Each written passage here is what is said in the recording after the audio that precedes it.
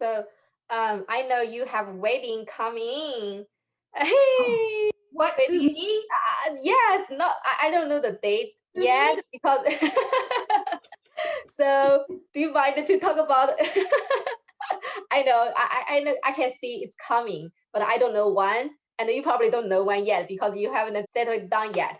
Do you mind to talk about what's the procedure look like for a normal American wedding and where to start? Like a book a place first, then send out an invitation. From my relatives, what they tell me, you have to pick a venue, right? Select a place that you may, or a theme of how you want your day to look, your day and night, depending if you're having a day wedding or a night wedding. And I think the venue, the physical venue, whether it's a vineyard or a winery or a farm, or here there's ranches to have weddings, or even a hotel banquet, or just have a fun, get married and have a party afterwards separate. We still have to decide. We've been to one event space and they had every, like they had the wedding planner was there. So if you can afford it and you have your budget, and depending on how much, whether we have a big wedding or small wedding, all those decisions I think have to be kind of focused on and finalized, and decide like how big you want your wedding, how small. Like right now, I think the trends are micro weddings, because of the pandemic. Some people are having their weddings in their backyard too, if there's big enough space. Getting engaged during the pandemic, because I got engaged November of 2020. Yeah. I feel like it's not as much pressure to have a big wedding anymore. And I think that's everywhere, like you can kind of craft something for the specific couple, like myself and my fiance. And like, because obviously you want friends and family to travel somewhere, whether we have the event in Texas, I would like to have it in Texas. But usually people have a wedding planner that can plan the day for you, right, so you don't have to worry about it. That's a normal thing in the US.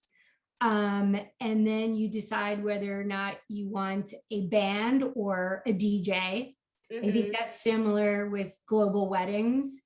And then deciding on a sit down dinner or buffet style, it really depends on what the couple really wants and the experience that they want for their day. And I think there's a lot more choices this year now as we're getting out of the pandemic than there was in previous years. So I feel like I'm probably in the right place at the right time to figure it out, right? Yeah. And I know the wedding could cost a lot. Probably there's no up limit because people can get fancy as possible. Yes, because you know what happens? You say, "Oh, I'm planning a wedding," and all the prices go up. If you say you're having a party, the prices go down. Yeah, they look at two people and they're like, "Oh, you're getting married," the prices are go up. So funny. Then what's the average cost? I mean, normal cost for a wedding? Well, the place that we went to, I mean, I'm only going by one place that we went. This is Texas, right? The East Coast is probably more. I would say some people pay per plate, if you're doing it by per plate, some people pay $100, 100 US to 200 or 300 US per plate. Like for one guest. Per dinner. So, or here, like there's places that say, okay, we have a package for you. And if it's like 20,000 or 25,000 US, that's a lot of money, right? That's a lot of money for one day. 1,000? Yes. Yes, it is a lot of money. Yeah. So we just really have to decide what we want. But this one place we went to, it was a winery in Texas. They gave us this package and we're like, okay, what is in it? Whatever. But it's flowers, it's the photographer, it's a wedding planner. I think it was dinner for 50 to 60 people. And I don't know what else was in it. I mean, I think I had sticker shock when I was like, what? this was like, I think it was like 17 to 20,000 US for a wedding. 17 to 17,000 to 20,000 US dollars for the wedding at this one place that we went to.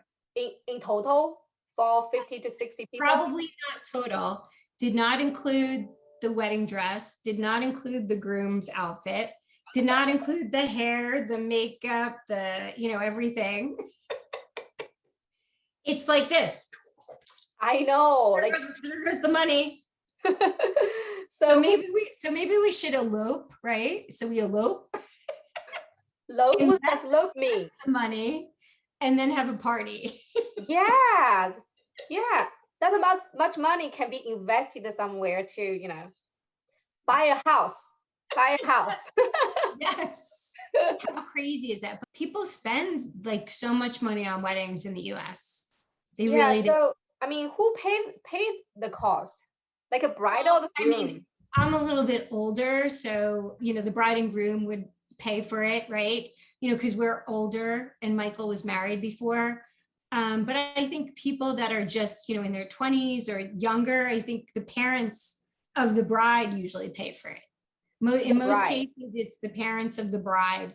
Like the traditional way, it's the parents of the bride that pays for it. Yeah. Yeah, I heard Katie said bride pay for the wedding, but the groom only pay the rehearsal dinner. Yes, the night before. Yes. Yeah, exactly. Yeah, I love that. Yeah. But still too much money. Then if they get married, then I have to pay for it. Then I need to save some money now. I know, right? Or be like, you know, go to the justice of the peace and elope. Sorry, what does elope mean?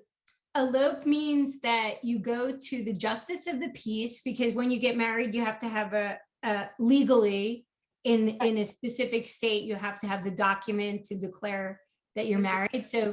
So some people go to the justice of the peace in their town, you know, and they elope that way, or somebody goes to Las Vegas.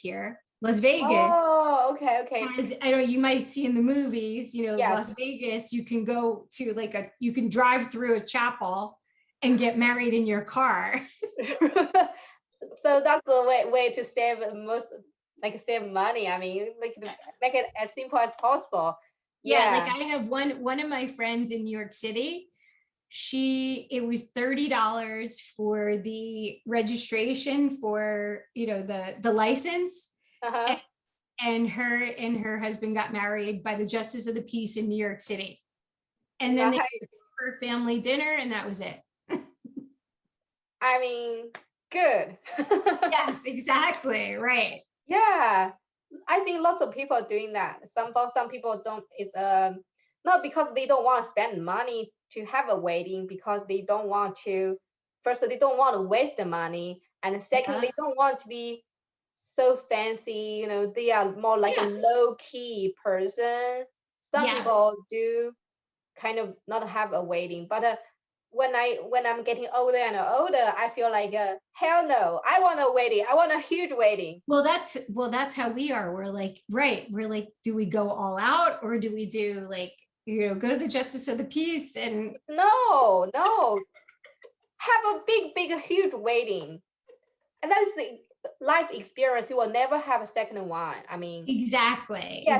So have a big wedding is the right thing to do. Even you are a very low-key person, everyone, if they can afford it, then should have a big wedding. I feel like that. Yes.